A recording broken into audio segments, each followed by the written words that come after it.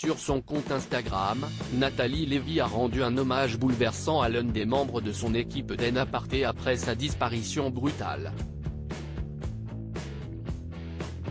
Steph, qu'est-ce que tu nous fais ? En 2021, Nathalie Lévy a pris la suite de Pascal Clark à la présentation de l'émission En Aparté sur Canal+, où elle reçoit quotidiennement des personnalités pour évoquer leur actualité, mais aussi, leur carrière. José Garcia, Anna Girardot, Clovis Cornillac, Carla Bruni, tous défilent dans l'appartement de l'émission de la journaliste et présentatrice, dont on n'entend à l'antenne que la voix.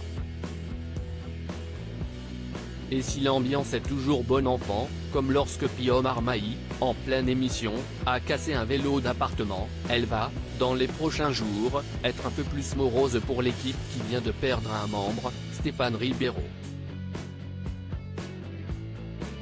L'hommage poignant de Nathalie Lévy à son collègue producteur éditorial, celui-ci s'est éteint après un combat contre la maladie comme l'ont révélé ses proches dans des hommages sur Twitter, contre laquelle il se battait avec pudeur et courage, mais aussi avec ce sens de l'humour qui faisait la joie de tous. Touchée par cette disparition, Nathalie Lévy n'a pas tardé à s'emparer de son compte Instagram pour lui rendre un hommage poignant. Tu n'as pas le droit de filer comme ça sur la pointe des pieds tandis que 2 heures avant on échangeait sur les émissions de janvier, a-t-elle ainsi commencé, soulignant ainsi la mort inattendue de son collègue. Si soudaine que, quelques jours auparavant, il la conseillait sur l'adolescence des filles, ironisait sur la vie, riait de bon cœur, exsangue mais jamais abattu, toujours pudique, optimiste et vaillant. Elle ne devait pas gagner cette foutue maladie bouleversée par la mort de Stéphane Ribeiro. Nathalie Lévy a également eu une tendre pensée pour les enfants de son collègue, qui ont eu un merveilleux papa, investi, attentif, généreux, complice, qui ont pu profiter, l'été dernier, d'un voyage à New York. Comme c'était une belle idée, a-t-elle ajouté, se rappelant de Steph, tandis que, son, skate au bureau, ses, figurines popées, ses, dizaines de DVD en vrac font la gueule sans, lui, désormais.